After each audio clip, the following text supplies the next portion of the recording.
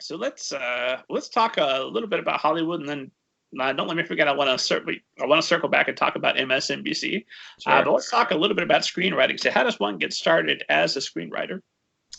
I think there are a lot of different ways to break in, but I think for most people, it's easier to move to Los Angeles, where you can make connections and, meet other established writers who can help introduce you to their agents and managers. So yeah, when I came out here, I got a job as a writer's assistant on a show actually through MSNBC.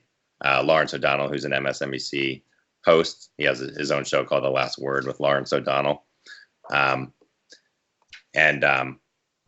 he had a NBC show picked up to series.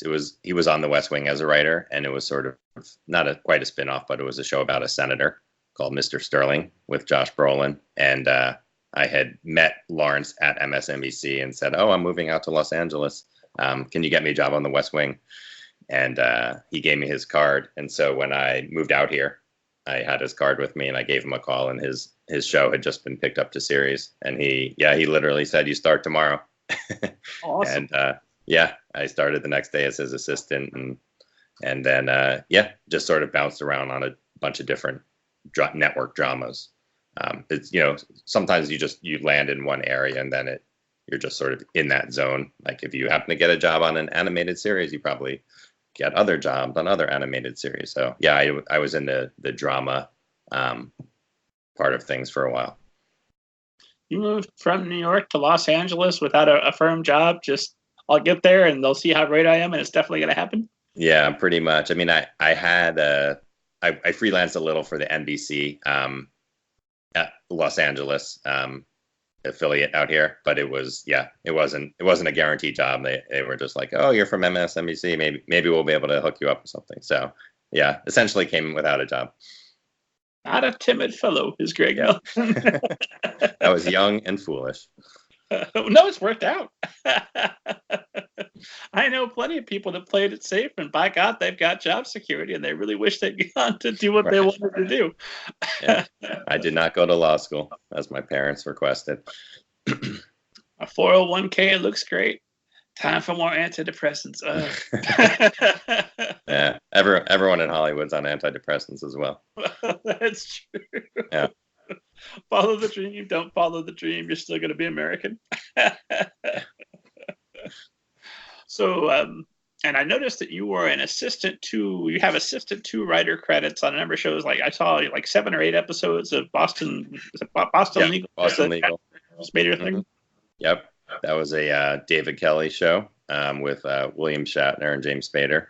That was writer assistant. You're sort of assisting the writers. You're in the writers' room while they're coming up with ideas, and you're taking notes on what they're doing and doing research for them on topics, and hopefully pitching some of your own ideas and trying to get your ideas in the mix. But yeah, you're doing coffee runs, getting them whatever they want from Starbucks. So whatever the writer staff needs done, the writer assistant kind of handles.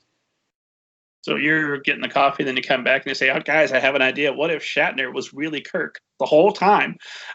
and Boston Legal was just a dream. We're doing it. Then is the hope that you'll be able to write that screenplay? Yeah, exactly. You use the Starbucks as sort of a bribery, so they'll listen to you. Enjoy the coffee while you're enjoying it. Let me tell you my idea. Yeah, exactly. And then, so how do you go from there to what was the name of your One Crazy Cruise? Is the movie with Nickelodeon, right? Yeah. So process from there to now official screenwriter. You've got a big old movie on your IMDb page that you wrote, sir. What's that process like? Yeah, I mean, like I said, you sort of. I think the way most people sort of break in is if you come out to Los Angeles, it's just networking. So working as an assistant on those shows, you get to know the writers, and so I would hand them my scripts and beg them to read it, and then if any of the writers happened to like it, they would hand it to their agent or manager. So that the agents or managers are sort of the gatekeepers in Hollywood. So if you can get an agent or manager, then they can start booking you meetings with other producers and studios and networks. So yeah, from after working on all those shows, I just had a series of different agents and managers. They come and go, and yeah, and then just I think I worked on those shows for about 7 seasons or so, and then and was sort of pitching my own ideas on the side while I was doing those shows, and then eventually, yeah, I just managed to sell a couple of pitches on my own, so I stopped working as an assistant on the shows and was just doing screenwriting on my own. So yeah, I think it's, you just sort of grind it out. You do a lot of pitches and hope somebody nibbles on one of them. I know there are screenwriters, I've met a few, that make a handsome living for themselves selling multiple screenplays that never get made into movies. Yep. Like they got paid. They're living. Yeah, it's amazing. Yeah, I mean, that's sort of the joke, is that most screenplays never get made. So yeah, there are tons of screenwriters who maybe have 1 or 2 movies that were produced and probably sold 30 that never got made. So yeah, you can have a nice career and not actually get things produced. Yeah, it's kind of wacky, but yeah, his payments produced. That's pretty good. Yeah, exactly. As long as you're getting paid to write, it's a good thing.